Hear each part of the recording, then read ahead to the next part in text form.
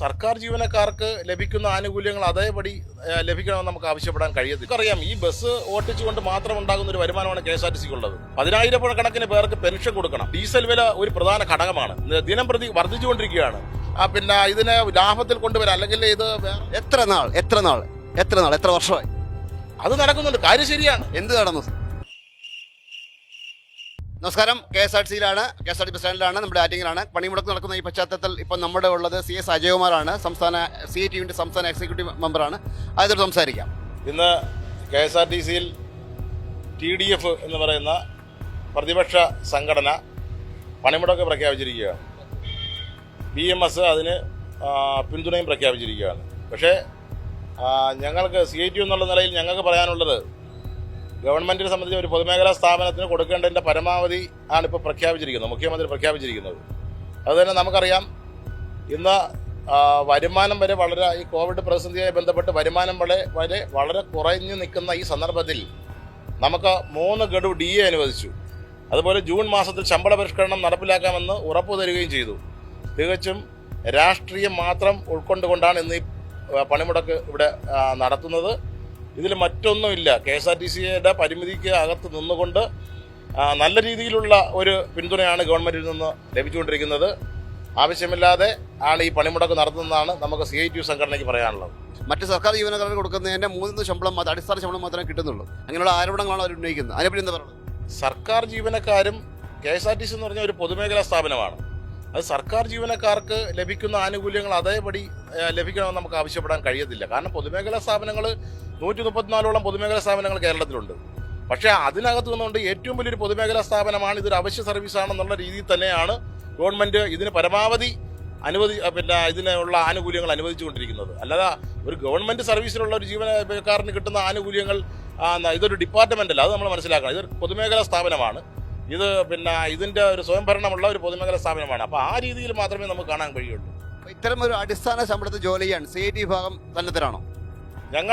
നമ്മൾ ഇപ്പോഴത്തെ ശമ്പള പരിഷ്കരണം നടപ്പിലാക്കുന്നതിന് ഗവൺമെന്റിന്റെ പരിമിതിക്കകത്തുനിന്നുകൊണ്ട് ശമ്പള പരിഷ്കരണം നടപ്പിലാക്കുന്ന ആ രീതി നമ്മൾ അനുകൂലിക്കുന്നു. കാരണം ഈ സാമ്പത്തിക പ്രതിസന്ധി ഉണ്ടാക്കുന്നത് KSRTC സംബന്ധിച്ച് വളരെ ഇന്ന് പെൻഷൻ ഗവൺമെന്റ് മുഴുവൻ കൊടുക്കുന്നുണ്ട്.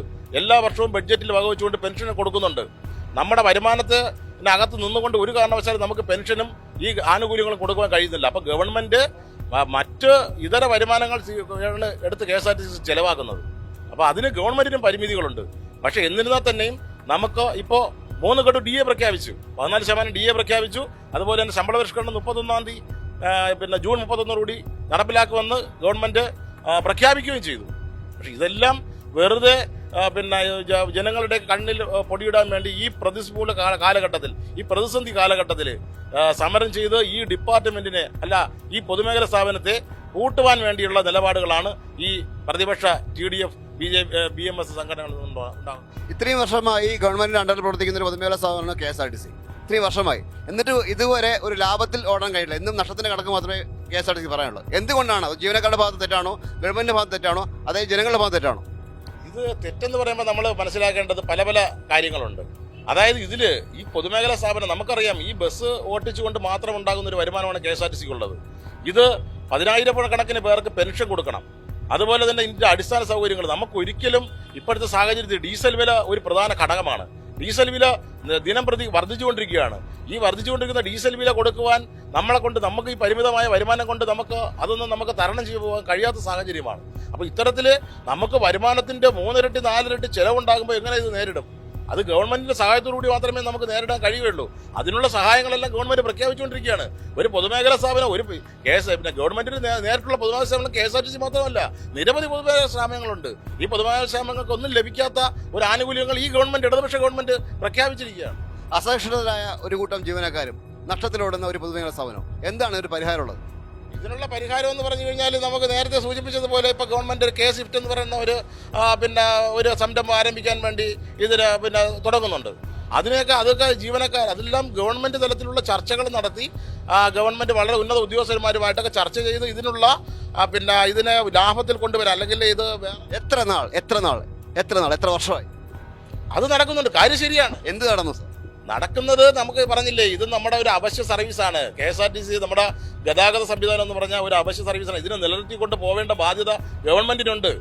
അത് നിലനിർത്തിക്കൊണ്ട് പോകാൻ വേണ്ടിയുള്ള പിന്നെ ശ്രമം ഗവൺമെന്റിന്റെ ഭാഗത്തുനിന്ന് നിരന്തരം ഉണ്ടായി. ഓരോ ഗവൺമെന്റ് മാറി മാറി വരുമ്പോൾ ഇതാണ് പറയുന്നത്. പല പല MD-മാരെ നിങ്ങൾ പരീക്ഷിച്ചു, ഇതുവരെ ഒരു ഫലപ്രാപ്തി ഉണ്ടായിട്ടില്ല. ഇനി എത്ര കാലം ഈ ജനങ്ങളുടെയും അതുപോലെ തന്നെ തൊഴിലാളികളുടെയൊക്കെ കണ്ണിൽ മണ്ണ് വരിടും? ജനങ്ങളുടെ കണ്ണിലെന്ന് പറയുമ്പോഴത്തേക്ക് ഈ KSRTC ഒരു കാരണവശാലും നമുക്ക് ഇവിടെ നിന്ന് തുടച്ചു നിൽക്കാൻ കഴിയില്ല. KSRTC എന്ന് പറയുന്ന ഒരു പൊതുമേഖലാ സ്ഥാപനം ഇവിടെ നിൽക്കേണ്ട ആവശ്യം ജീവനക്കാരെക്കാൾ കൂടുതൽ പൊതുജനങ്ങൾക്കാണ്. കാരണം KSRTC ഇല്ലാത്ത ഒരു അവസ്ഥയെപ്പറ്റി നമുക്ക് ആലോചിക്കുകയാണെങ്കിൽ പ്രൈവറ്റ് മേഖലയ്ക്ക് കൊടുക്കുകയാണെന്നുണ്ടെങ്കിൽ വളരെ യാത്രാക്ലേശം നമുക്ക് അനുഭവിക്കേണ്ടി വരും. കൃത്യസമയത്ത് ബസ് ഓടുകയില്ല, വൈകുന്നേരങ്ങളിൽ പീക്ക് ടൈമുകളിൽ മാത്രമേ അവർ ഓപ്പറേറ്റ് ചെയ്യുള്ളൂ. അങ്ങനെയുള്ള നിരവധി കാര്യങ്ങൾ നമുക്ക് പറയേണ്ടി വരും. അപ്പോൾ അതുകൊണ്ട് ഗവൺമെന്റിന്റെ നിയന്ത്രണത്തിൽ ഒരു പൊതുമേഖലയായിട്ട് തന്നെ ഇത് പ്രവർത്തിക്കണം.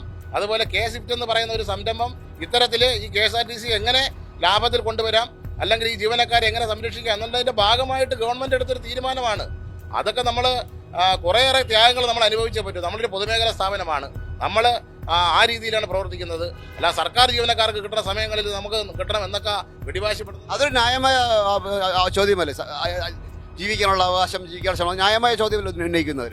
ന്യായമായ ചോദ്യം ഉന്നയിക്കുന്നത് ഞാൻ നമ്മളെ ശമ്പള പരിഷ്കരണവുമായി ബന്ധപ്പെട്ട ന്യായമായ ചോദ്യത്തിനുള്ള മറുപടി ഗവൺമെന്റ് കൊടുത്തു കഴിഞ്ഞു എന്ന് പറഞ്ഞാൽ ബഡ്ജറ്റിൽ എല്ലാ വർഷവും പെൻഷൻ ഉൾപ്പെടെയുള്ള, ഞാൻ നേരത്തെ സൂചിപ്പിച്ചതുപോലെ പെൻഷൻ ഉൾപ്പെടെയുള്ള ഗവൺമെന്റ് ആണ് കൊടുക്കുന്നത്. മുഴുവൻ പൈസയും വകവെച്ചുകൊണ്ട് ഗവൺമെന്റ് തന്നെയാണ് പെൻഷൻ കൊടുക്കുന്നത്. മറ്റ് ആനുകൂല്യങ്ങൾക്ക് വേണ്ടി നമുക്കറിയാം, ഇപ്പോൾ ശമ്പള പരിഷ്കരണം നടപ്പിലാക്കി കഴിഞ്ഞാൽ ഇപ്പോൾ വാങ്ങിക്കുന്നതിനേക്കാൾ വളരെ കൂടുതൽ മെച്ചം തൊഴിലാളികൾക്കുണ്ടാവും, ജീവനക്കാർക്കുണ്ടാവും. പൊതുമേഖലാ സ്ഥാപനം നാളെ ലാഭത്തിൽ വരികയാണെന്നുണ്ടെങ്കിൽ സർക്കാർ ജീവനക്കാരെക്കാൾ കൂടുതൽ പൈസ പൊതുമേഖലാ സ്ഥാപന ജീവനക്കാർക്ക് കിട്ടും. അന്ന് സർക്കാർ ജീവനക്കാർക്ക് ആവശ്യപ്പെടാൻ പറ്റുമോ? KSRTC ലാഭത്തിൽ വന്നു, അല്ലെങ്കിൽ KICB ലാഭത്തിൽ വന്നു, അവർക്കുള്ള ശമ്പളം നമുക്ക് വേണമെന്ന് പറഞ്ഞ് ആവശ്യപ്പെട്ട ഇതുവരെ ലാഭത്തിൽ എത്തിയിട്ടില്ലല്ലോ, ഇത്രയും വർഷമായി. ലാഭത്തിൽ എത്തിയിട്ടില്ല. അത് ലാഭത്തിലാക്കാൻ വേണ്ടിയുള്ള പ്രവർത്തനം ഗവൺമെന്റിന്റെ ഭാഗത്തുനിന്നുണ്ടാകുന്നു. നമ്മുടെ CITU സംഘടന അതിന് പിന്തുണയും കൊടുക്കുന്നുണ്ട്. CITUവിന്റെ സംസ്ഥാന എക്സിക്യൂട്ടീവ് മെമ്പർ CS അജയകുമാറാണ് ഇപ്പോൾ ഞങ്ങളോട് സംസാരിച്ചത്. എന്തായാലും അദ്ദേഹത്തിന്റെ വാദങ്ങൾ അദ്ദേഹം വ്യക്തമാക്കിയിട്ടുണ്ട്. ഭാരതഭൂഷന് വേണ്ടി ക്യാമറമാൻ നിതീഷ് ഉണ്ണിക്കൊപ്പം സെയ്ദ് മലയാളം സൈനിങ് ഓഫ്.